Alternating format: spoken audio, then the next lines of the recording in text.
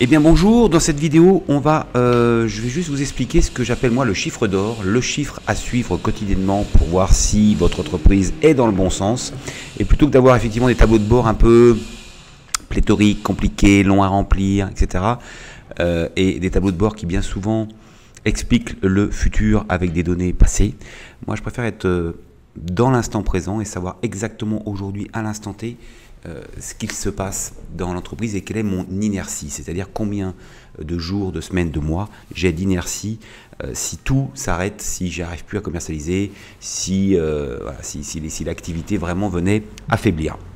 Donc ce chiffre, sur mon logiciel, je l'ai mis là, 56 768 aujourd'hui, on va voir que c'est un chiffre qui est calculé et qui est donc l'addition de 4 chiffres clés. Alors, le premier chiffre, c'est le pipe, c'est-à-dire les opportunités que vous avez dans votre entreprise, les devis que vous avez envoyés et qui ne sont pas signés. Donc là, j'ai une quarantaine de devis, on le voit. Et l'idée, c'est de venir sur chaque devis pondérer le pourcentage de réussite possible de ce devis. Donc par exemple, ici, j'ai un devis qui fait... Alors, on travaille ou sur la marge ou sur le chiffre d'affaires en fonction de vos taux de marge. Moi, je travaille sur la marge. Ici, j'ai effectivement un devis à fort taux de marge, mais peu importe, que j'ai pondéré à 50%. Observez le 9556 là-haut et le 71 706. Là, j'en suis à 71 706 euros dans le pipe, donc de devis établi, d'accord, pour une réalisation sûre et certaine de 9556 euros, qui correspond à 13%. Donc voilà. Pourquoi sûre et certaine? Parce que sur 40 devis, pas quotidiennement, mais on va dire hebdomadairement, et les équipes commerciales des grandes sociétés, le lundi matin, passent en revue, commerciaux par commerciaux, tous les devis, et valorisent leur pipe. C'est exactement ce que je vais faire ici, par exemple, c'est de dire, ce SISMA, là-bas, j'ai peut-être finalement 70% de chance de le réaliser. Donc, il vaut 3280 dans mon pipe, c'est-à-dire la marge. Il vaut 3280 euros de chiffre d'affaires et je vais le pondérer à 70% et observez le 1640, il passe à 2296, d'accord, qui d'ailleurs quand il est 50% passe en vert, mais c'est juste comme ça des possibilités d'avoir des repères visuels. Et mon pipe est passé à 10 212 euros, c'est-à-dire que j'ai augmenté le chiffre d'affaires que je suis quasiment, mais même certain de faire. Si j'avais 4 devis, ça serait beaucoup plus compliqué. Quand j'en ai 40, globalement, celui-là, si je l'ai un petit peu surdimensionné et celui-là un peu sous-dimensionné, tout ça s'équilibre. Et honnêtement, quand on commence à connaître son activité et nos taux de réalisation de devis, c'est vraiment un chiffre qui est très très parlant.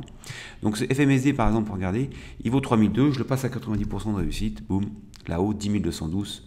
On est à 12 452 et à 2800 euros. Alors évidemment, je peux aussi dire, aïe aïe aïe, celui-là, je ne vais pas le faire. Bon, ça c'est un tout petit devis. Si je redescends celui-là à 1, observez, ça redescend dans l'autre sens, bien évidemment. Donc ça, c'est une donnée très importante qui fonctionne si vous avez quand même quelques devis en cours et qui permet de pondérer donc le montant de chiffre d'affaires que vous allez faire assurément par rapport au nombre d'opportunités que vous avez lancées. Évidemment, si vous les relancez, je ne vais pas faire un cours ici sur l'obligation de relancer vos devis, mais c'est évidemment ça qui fait que ce chiffre-là d'opportunités réalisées sera valide. Alors, deuxième chiffre à additionner, c'est la production. Donc ça dépend évidemment de votre métier. L'idée là, c'est de prendre les commandes qui sont en cours, donc c'est les devis qui sont signés, et qui ne sont pas encore facturés. Donc typiquement, on a ici une commande qui vaut 4800 euros. On en est aujourd'hui, on a facturé, on n'a rien facturé du tout pour l'instant, donc il reste 4000 à facturer. Alors moi je me sers de ça aussi pour savoir quel est le taux d'avancement, je dirais, de ma commande et le nombre d'heures que ça représente. Donc ça c'est ici, je vois, j'ai 62 heures en stock à produire. C'est un truc aussi important de savoir combien on a effectivement de commandes en cours qui ne sont pas encore facturées, donc qui sont à produire au plus vite pour pouvoir les facturer. Et donc là, j'ai un deuxième chiffre qui est de 7400 euros. Donc je répète, ce sont les commandes en cours, validées, devis validés, acceptés, mais qui ne sont pas encore facturés et qu'il faut servir d'une manière ou d'une autre. Troisième chiffre maintenant, bien évidemment, le facturier, c'est-à-dire l'argent qui est dehors, c'est-à-dire les factures impayées. Donc, alors attendez, là on n'a pas le total. Ici, je vois que j'ai un solde de 49 814 euros, c'est-à-dire c'est ce que me doivent mes clients. Donc, alors, c'est un solde TTC. Moi, dans le chiffre d'or, je le prends hors taxe, donc je le redivise par 1,20, ce chiffre-là, puisque la TVA ne compte pas du tout dans ma trésorerie ni dans mon inertie, il faudra bien que je la reverse. Donc en fait, je vais prendre ce montant-là hors taxe. Et donc l'additionner à mon pipe et à ma production non facturée. Ça nous fait donc un troisième chiffre.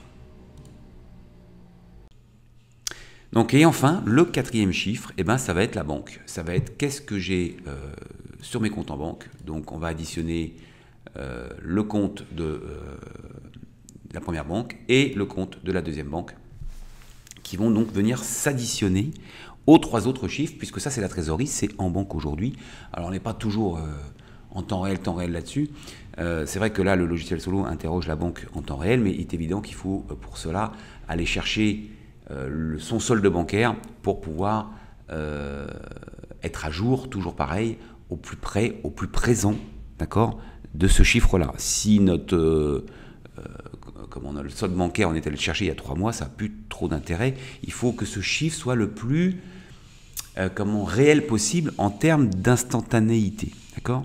Alors, moi j'additionne ces 4 chiffres que sont donc le pipe valorisé, les devis valorisés, les commandes en cours non facturées, les factures non réglées et la trésorerie, donc ce qu'on a en banque, et je retire 10%. Je retranche 10%, donc je fais une formule de calcul. Alors moi je ne le fais pas sur Excel, j'ai une petite formule de calcul que je peux stocker. Et chacun en fonction de... C'est pour ça que je ne l'ai pas mis en dur. Chacun ici peut mettre sa formule de calcul parce que en fonction de l'activité que vous faites, vous pouvez avoir envie de pondérer plus ou moins le pipe, pondérer plus ou moins la prod, le facturier. Si vous avez des impayés de 20%, bah, vous allez retrancher les impayés de 20%, etc. Donc, si vous n'êtes pas assujetti à la TVA, évidemment, il ne faut pas retrancher les 20%, etc. Donc, c'est vrai que chacun peut dompter ce chiffre. Mais je trouve ça assez intéressant d'avoir un seul chiffre, tel un phare que l'on suit. Là, par exemple, j'ai 58 000 aujourd'hui. Je sais que mon entreprise dépense à peu près 15 000 euros par mois. Eh bien, je sais que j'ai un peu plus de 3 mois, là, presque 4, d'inertie complète. C'est-à-dire que si je ne fais plus de commandes aujourd'hui, si j'ai plus d'activité commerciale, j'ai quand même dans les tuyaux de quoi générer 58 000 euros. Enfin, j'ai 58 000 euros de trésorerie latente sur les 3 mois qui viennent, puisque les devis, je compte quand même les transformer dans les 3 ou 4 mois.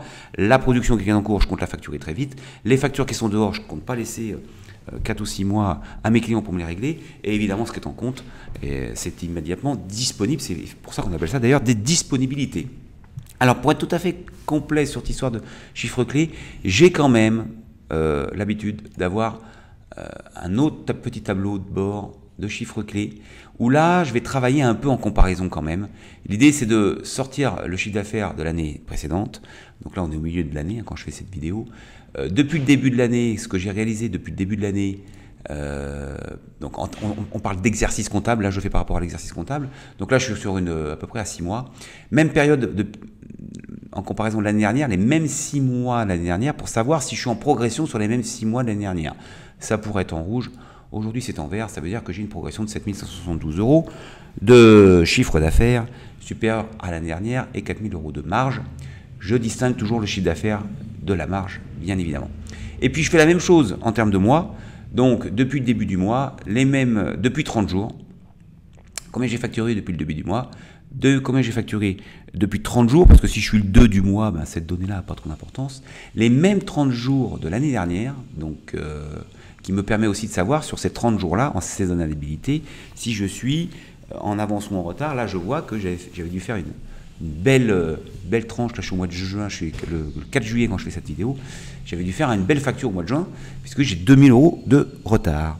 Et puis, je retrouve un petit peu mes chiffres-là, dont on a parlé tout à l'heure, avec les factures en attente, donc avec un montant de facture dehors, les opportunités qui sont dehors, c'est-à-dire le pipe, d'accord, la production qui n'est pas encore facturée, et tout ça me donne un chiffre.